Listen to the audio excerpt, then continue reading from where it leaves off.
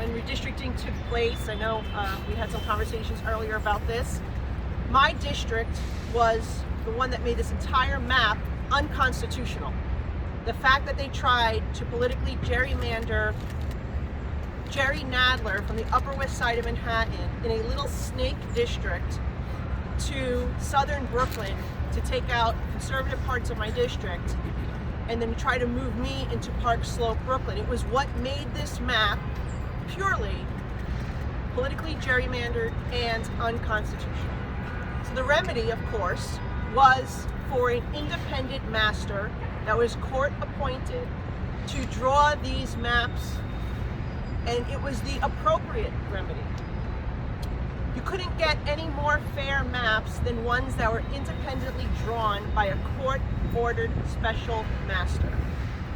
But yet here we are again because Democrats are blatantly attempting to redraw the lines, to tilt the scale, to give their Democratic candidates an advantage in the 2024 elections.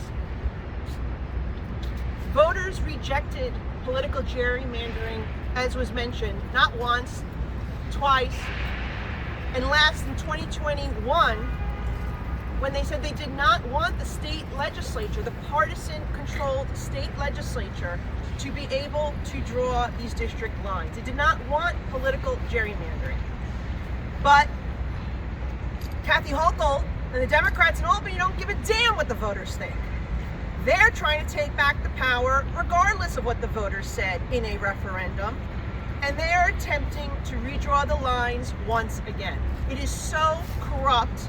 It is such a slap in the face to the voters of New York, and they're doing this because they cannot win on policy, they cannot win on debate, and they cannot win on merit. And so the only thing that they can do, because they have all the power in the state, is try to redraw the lines, to tilt the scale, to give their candidates an advantage in an election.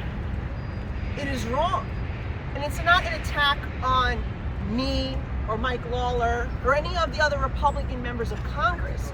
It's an attack on the people that we represent, who duly elected us to be their voice in Washington. I'm the only person in this city that gives our city bipartisan representation in Washington. And that is important. People do want to see a balance in their representation because they've seen how radical and ridiculous New York has gotten under one-party rule. They see how extreme things went when Democrats controlled the entire federal government as well.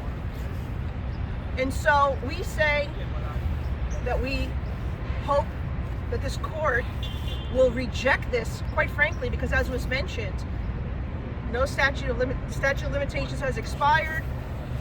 Law clearly says no redrawing of maps mid-decade.